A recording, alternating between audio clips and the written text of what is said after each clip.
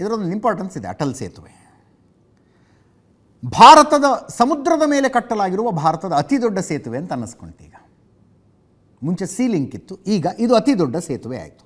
2016 December 16ನೇ ತಾರೀಕು ನರೇಂದ್ರ ಮೋದಿಯವರು ಇದಕ್ಕೆ ಶಂಕುಸ್ಥಾಪನೆ ಮಾಡಿದರು. ತಮ್ಮ ಮೊದಲನೇ ಅವಧಿಯಲ್ಲಿ ಶಂಕುಸ್ಥಾಪನೆ ಮಾಡಿದ್ರು, ಎರಡನೇ ಅವಧಿಯ ಕೊನೆಯಲ್ಲಿ ಉದ್ಘಾಟನೆ ಮಾಡಿ ಲೋಕಾರ್ಪಣೆಯನ್ನು ಮಾಡಿದ್ರು.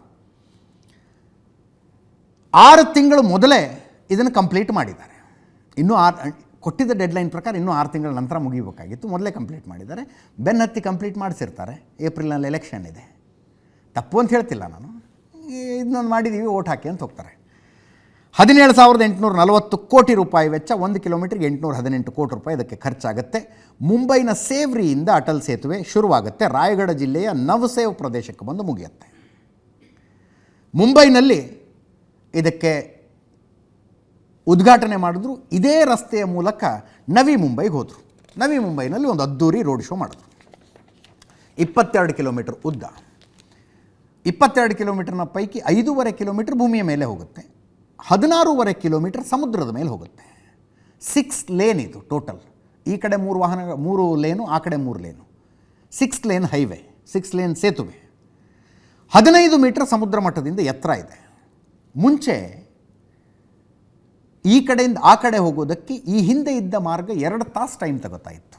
ಈಗ 20 ನಿಮಿಷದಲ್ಲಿ ಹೋಗ್ಬೋದು, 20 ನಿಮಿಷದಲ್ಲಿ ಹೋಗ್ಬೋದು. 100 ಕಿಲೋಮೀಟರ್ ಪರ್ ಅವರ್ ಇಲ್ಲಿ ಮ್ಯಾಕ್ಸಿಮಮ್ ಸ್ಪೀಡು, 100 ದಾಟಬೇಡಿ ಅಂತ ಹೇಳ್ತಾರೆ. 100 ಕಿಲೋಮೀಟರ್ ತನಕ ಹೋಗ್ಬೋದು. ಆಟೋ, 2 ವೀಲರ್ಗಳಿಗೆ ಇದರಲ್ಲಿ ಪ್ರವೇಶ ಇಲ್ಲ.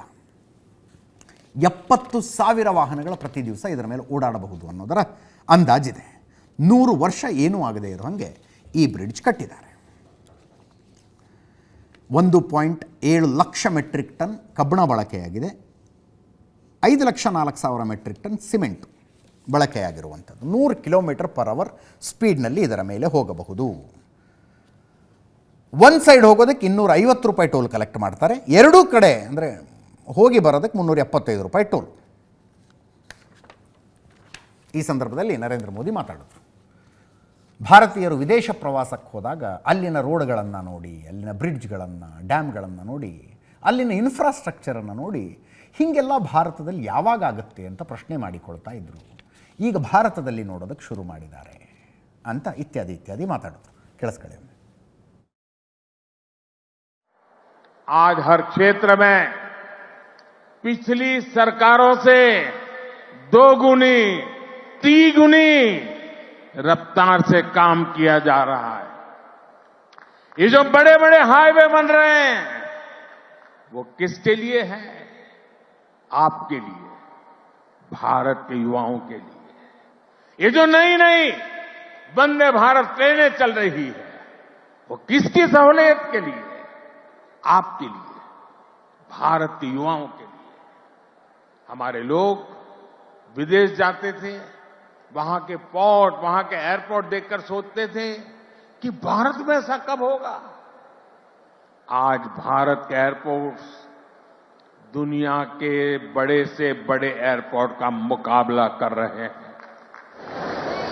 कोरोना के समय आपने देखा है विदेशों में वैक्सीन के सर्टिफिकेट के नाम पर कागज थमाया जाता.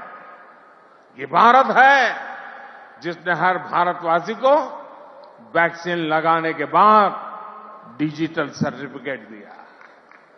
आज दुनिया के कितने ही बड़े देश हैं जहां पर लोग मोबाइल डेटा इस्तेमाल करने से पहले 100 बार सोचते हैं. वहीं आप भारत के युवा हैं जो इतना सस्ता मोबाइल डेटा इस्तेमाल कर रहे हैं कि दुनिया के लोगों के लिए अजूबा है, कल्पना से परे है.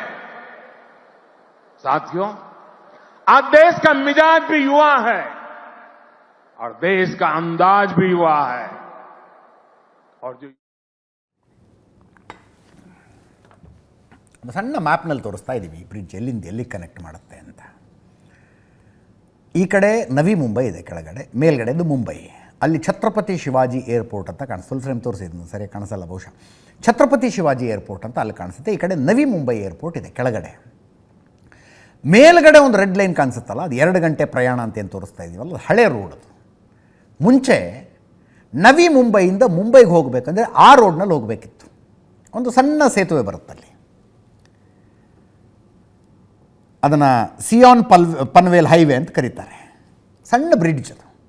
ಆ ಬ್ರಿಡ್ಜನ್ನು ದಾಟಿ ಹೋಗಬೇಕಾಗ್ತಿತ್ತು. 2 ತಾಸು ಟೋಟಲ್ ಟೈಮ್ ಇತ್ತು. ಈಗ 22 ಕಿಲೋಮೀಟರ್ದು 21.8 ಕಿಲೋಮೀಟರ್ನ ಅಟಲ್ ಸೇತುವೆ ಇದೆಯಲ್ಲ, ಕೆಳಗಡೆಯ ರೆಡ್ ಮಾರ್ಕ್ ಅದು.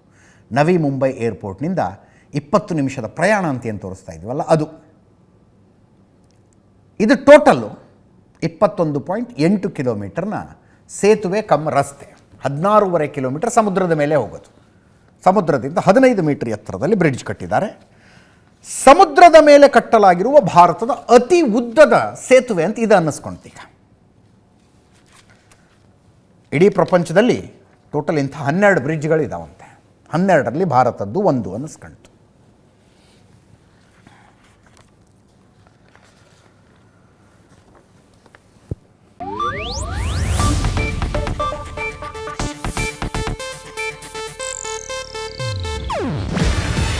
ಇದು ಏಷ್ಯಾನೆಟ್ ನ್ಯೂಸ್ ನೆಟ್ವರ್ಕ್ ಪ್ರಸ್ತುತಿ. ನೀವು ನೋಡ್ತಿದ್ದೀರಾ ಏಷ್ಯಾನೆಟ್ ಸುವರ್ಣ ನ್ಯೂಸ್.